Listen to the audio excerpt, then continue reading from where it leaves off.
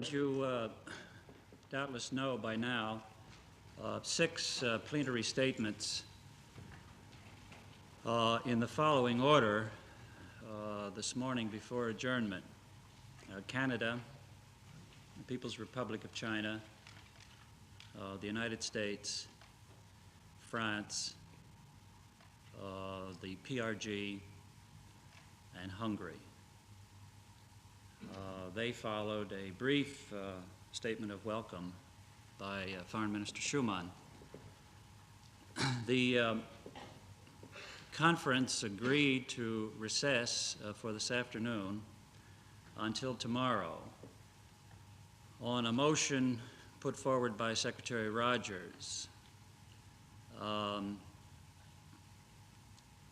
with the point that there is a good deal of work yet to be done in bilateral contacts and in preparations for the drafting committee, which will begin its work, as I understand it, tomorrow morning.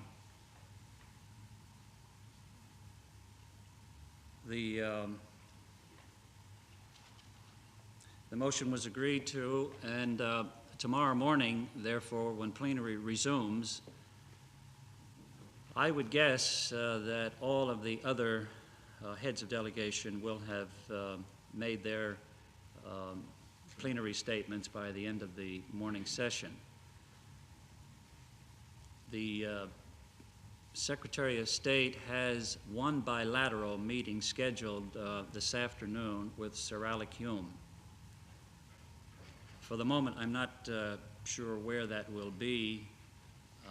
I'll get that word when I leave here and pass it on.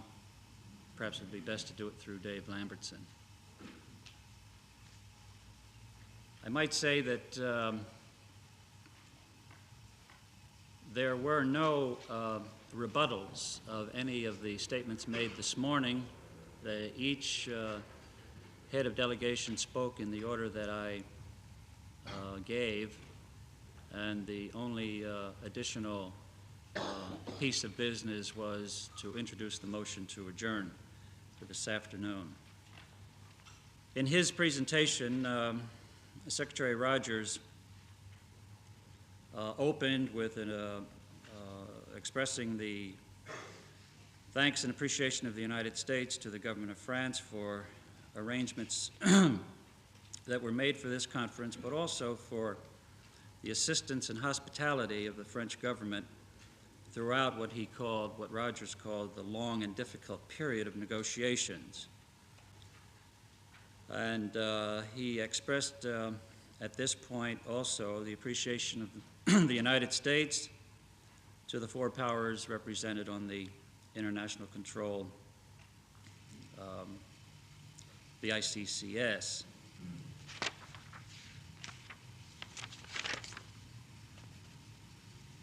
He noted that the instruments of peace, as he described them, which are before the conference, have been enthusiastically welcomed throughout the world, and said that he feels this because they hold out the promise that an era of reconciliation in Southeast Asia has truly begun. He said that the United States intends to do its utmost to ensure for concerted and constructive international action unparalleled in recent history.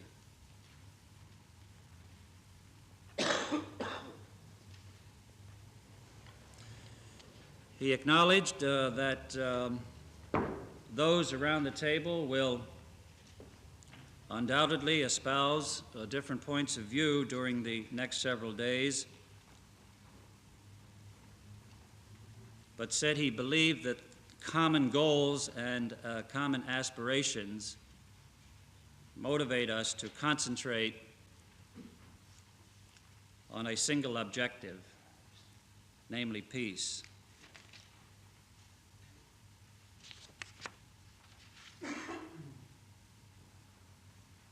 He said that the delegates represent a wide spectrum of nations and peoples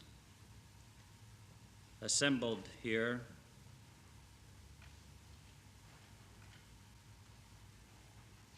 and said that they have a mandate from people all over the world to succeed in the objectives of the conference. The United States, he said, is totally committed to the success of the conference.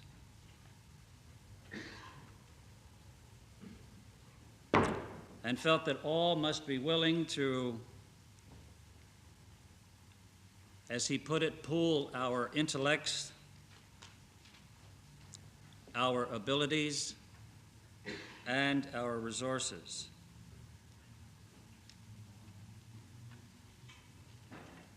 Above all, he said, we will be required to focus our attention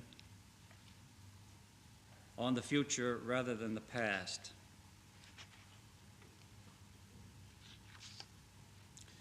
This is not a conference, he said, on how or why a war was fought.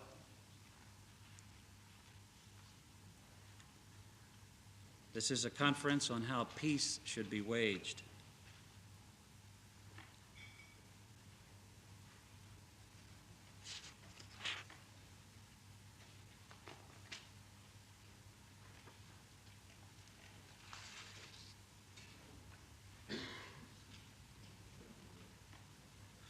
The opportunity given to the conference and the responsibilities weighing on it, he said, are formidable.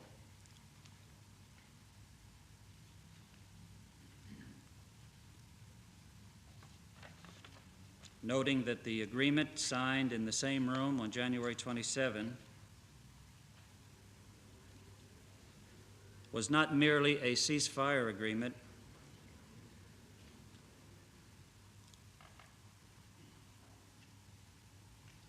but an agreement on ending the war and restoring peace.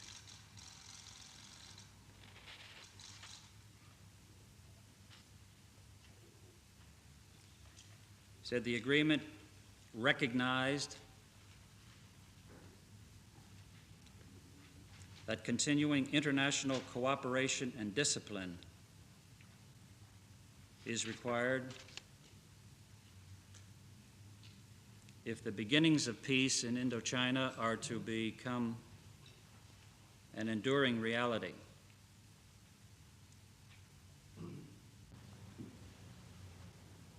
Specifically, he said, Article 19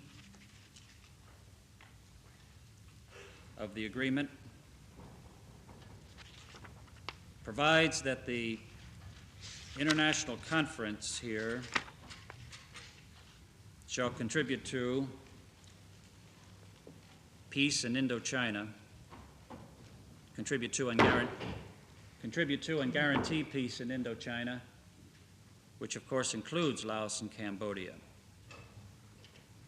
There is nothing this conference could do that would be more concrete and meaningful than to assist in such relief, rehabilitation, and reconstruction.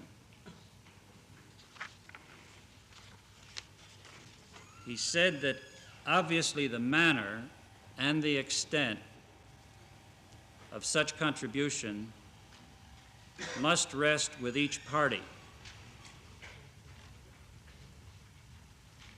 and noted that some parties may not have the ability to make any meaningful contribution.